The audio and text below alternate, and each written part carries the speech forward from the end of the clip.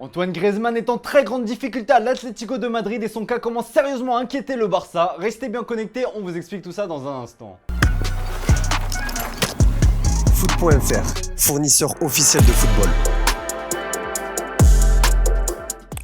Bonjour à toutes et à tous, ravi de vous retrouver pour un nouveau JT Foot Mercato. Retourné à l'Atlético de Madrid pour se relancer, Griezmann ne fait pas partie des premiers choix de Diego Simeone. Prêté par le Barça, le Français commence à faire trembler la Catalogne qui pensait s'en être définitivement débarrassé.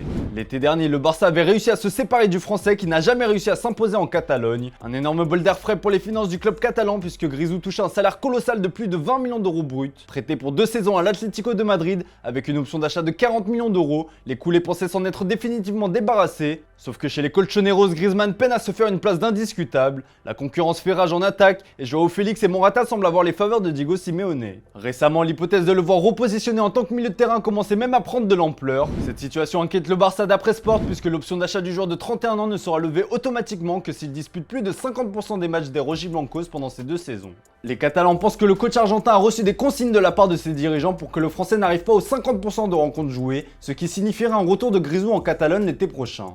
Et encore le Mundo Deportivo, cette possibilité est fortement envisagée par l'Atleti, qui considère que le chèque demandé par le club catalan il y a un peu plus d'un an est excessif pour un joueur qui va souffler ses 32 bougies. Pour le moment, le pourcentage de jeu de Griezmann dépasse les 82%. On rappelle que pour qu'un match soit comptabilisé, il faut qu'il dispute au moins 45 minutes.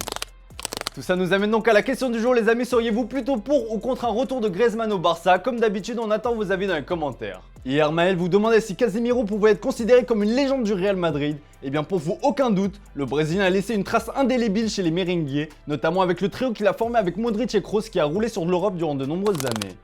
Allez, on passe au focus du jour les amis, et Manchester United a retrouvé des couleurs en remportant le derby d'Angleterre face à Liverpool. Une victoire qui fait un bien fou, mais qui n'empêchera pas les Red Devils de se montrer très actifs dans la dernière ligne droite du mercato, bien au contraire. 2 cibles prioritaires semblent se dégager pour la bande à Erik ten Hag d'ici la clôture du marché des transferts. La première a été réactivée il y a peu et semble en bonne voie, elle mène à Anthony de l'Ajax. Malgré une offre de 80 millions d'euros refusée par le club néerlandais, les Red Devils ont l'intention de revenir à la charge pour Anthony. Selon nos informations, cette nouvelle offensive de 100 millions d'euros bonus compris pourrait d'ailleurs être acceptée. Le Brésilien désireux de rejoindre les pensionnaires d'Old Trafford semble prêt à forcer son départ. Ce dernier n'était d'ailleurs pas présent sur la dernière feuille de match face au Sparta Rotterdam. Preuve que le transfert est en bonne voie, l'Ajax a déjà pris des contacts pour lui trouver un remplaçant d'après nos infos. 2 anciens de la maison qui sont en difficulté dans leur nouveau club sont notamment dans le viseur. Il s'agit d'Hakim Ziyech et de Justin Kluivert. L'autre priorité des Red Devils vient aussi du championnat néerlandais, mais il évolue chez le club rival du PSV. Il s'agit de l'ailier virevoltant Cody Gakpo. Selon nos infos, le joueur est très chaud pour signer à Manchester United qui devra aligner un montant de transfert oscillant entre 40 et 50 millions d'euros pour s'attacher ses services. Une source interne de Manchester se dit même confiante quant à la signature de l'international batave qui dispose du même agent qu'Erik ten Hag, le coach de Manchester United. Enfin, plus surprenant cette fois-ci, c'est au poste de gardien que le club mancunien pourrait se renforcer. Très loin de son niveau, David De Gea pourrait être relayé au rôle de doublure. Le quotidien allemand Bild affirme que les Red Devils aimeraient engager le portier de l'Eintracht Francfort, Kevin Trapp.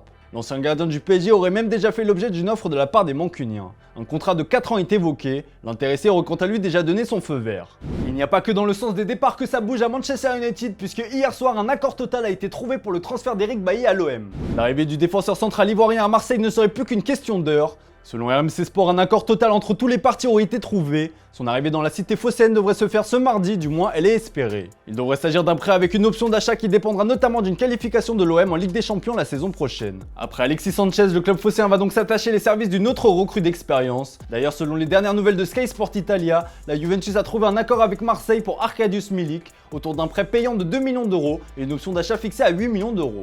Cependant, l'arrivée de Milik à la Juve dépend encore d'une chose. Memphis Depay est toujours très espéré par Pavel Nedved et la direction de la vieille dame, mais les exigences du Néerlandais sont considérées comme trop élevées pour le moment. Affaire à suivre.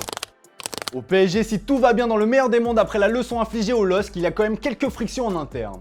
Malgré un recrutement de qualité jusqu'à présent, le PSG souhaite encore recruter. Un attaquant et un défenseur sont notamment espérés, mais pour le moment, le mercato parisien est paralysé à cause d'un dégraissage qui est encore loin d'être terminé. Si ça s'était accéléré avec les départs de Wijnaldum, Kerrer, Dina Mbimbe pour ne citer que, ça patine dans d'autres dossiers. Certains semblent en bonne voie comme ceux de Leandro Paredes à la Juve, Herrera à l'Athletic ou encore Gay à Everton, mais c'est sur les derniers détails que ça coince. Le journal L'Équipe rapporte que cette situation agace Christophe Galtier et Luis Campos. Les deux hommes commencent à être lassés par les méthodes d'Antero Henrique qui est chargé du dégraissage. Ils trouvent que ce dernier est trop exigeant avec les clubs intéressés par les joueurs parisiens et ne comprennent pas sa fermeté dans certains dossiers. Si tout se passe bien côté terrain, c'est visiblement un poil plus tendu en coulisses au PSG.